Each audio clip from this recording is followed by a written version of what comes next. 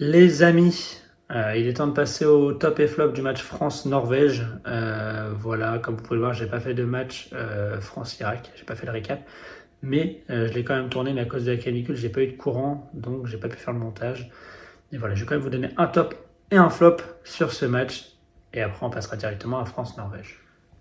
Pour moi, le plus gros top de l'équipe de France contre l'Irak, c'est Dembélé. Voilà, gros match. Il a su remonter la pente après son faible match contre le Sénégal.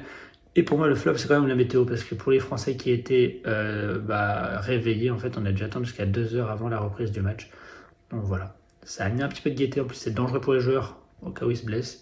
Mais voilà, top Dembélé, flop là, de la météo. Maintenant, on passe directement à France-Norvège. Comme vous pouvez le voir, le décor il a changé. Voilà, j'ai plus mon trépied, je déménage. Donc voilà, je retourne chez mes parents pour 2 mois et après, ça sera encore un autre fond. Mais voilà, là, je suis en plein déménagement, donc je sais pas mon trépied, donc je fais une vidéo rapide quand même. Mais voilà, c'est parti pour les tops et les flops. Premier top pour moi de l'équipe de France contre la Norvège. Pour moi, c'est bien évidemment Dembélé. Je vois pas d'autres joueurs qui pourraient être un top, mais bon, on a d'autres joueurs qui ont fait un bon match. Mais voilà, Dembélé, franchement, un triplé. Il continue sur sa lancée après le match contre l'Irak. Franchement, on l'avait critiqué contre le Sénégal. Je l'avais potentiellement mis dans un flop. Du moins, il méritait sa place dans les flops. Mais là, voilà, il remonte bien la pente. Il réalise un énorme match. 3 énormes, magnifiques buts. Voilà, franchement, les buts de Dembélé sont incroyables. Voilà, il se réveille. Il remontre son niveau de jeu. Et pour moi, il nous refait une saison comme l'année dernière. Il nous remonte le niveau de joueur qu'il peut avoir quand il a son prime. Mais voilà, Dembélé fait bien évidemment partie de mes tops. Deuxième top pour moi, ça serait bien évidemment Kylian Mbappé, voilà, qui a réalisé 2 passes décisives sur ce match. Voilà, il arrive à prouver son statut de capitaine.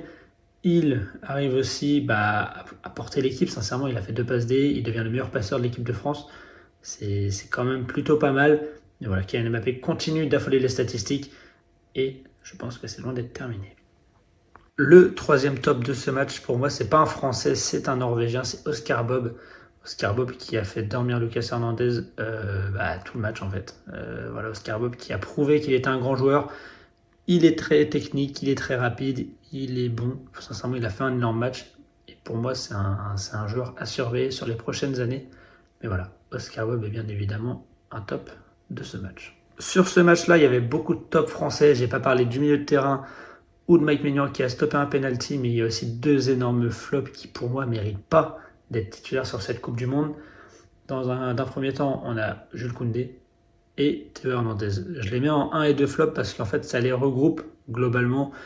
Les 2 latéraux sont tout simplement les 2 joueurs en dessous en termes de niveau dans cette compétition. Les attaquants sont là, les milieux sont là, que ce soit Rabiot, Koné ou Tchouaméni. Le gardien est là, Saliba ou Upamecano sont là. Sincèrement, Jules Koundé qui réalise sa pire saison du côté du FC Barcelone, c'est compliqué. On voit c'est lent, il va pas beaucoup vers l'avant.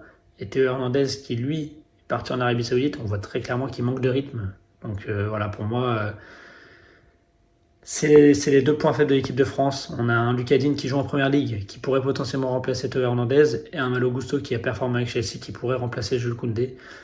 Mais voilà, je pense sincèrement que les 2 latéraux sont quand même le maillon faible de cette équipe de France. Et je pense que les équipes que l'on pourrait affronter à partir de la phase finale vont pouvoir avoir ces défauts-là. Donc pour moi, voilà, c'est les 2 maillons faibles. Et pour moi, bien évidemment, ils vont dans les flops du match contre la Norvège, mais ils pourraient être les flops de la phase de poule. Et le dernier flop, c'est pas un joueur, c'est pas un arbitre ou quoi que ce soit, c'est pas le climat, c'est notre première place. Parce que voilà, ceux qui savent pas, on a du coup terminé premier, on hérite de la Suède, mais on tombe sur le plus gros des tableaux, tandis que l'Argentine de son côté n'a rien. Voilà, nous, dès les demi-finales, ça peut être l'Espagne. On a vraiment une grosse partie de tableau qui peut être très compliquée.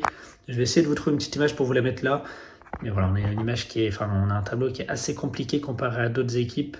Donc voilà, pour moi, c'est un flop. On aura peut-être dû terminer deuxième. Mais voilà, on prouve quand même qu'avec 3 victoires, on a un gros statut de favori. Maintenant, il va falloir respecter. De toute façon, pour gagner la Coupe du Monde, il faut battre toutes les équipes. Mais voilà, pour moi, c'est le 3e flop de l'équipe de France en général. En tout cas, si jamais tu es d'accord avec ces top et flop, n'hésite pas à me le dire dans les commentaires. N'hésite pas à me dire le joueur que tu as kiffé sur ce match ou que tu n'as pas aimé. Et voilà, on se retrouve très prochainement pour une toute nouvelle vidéo. Ciao, ciao.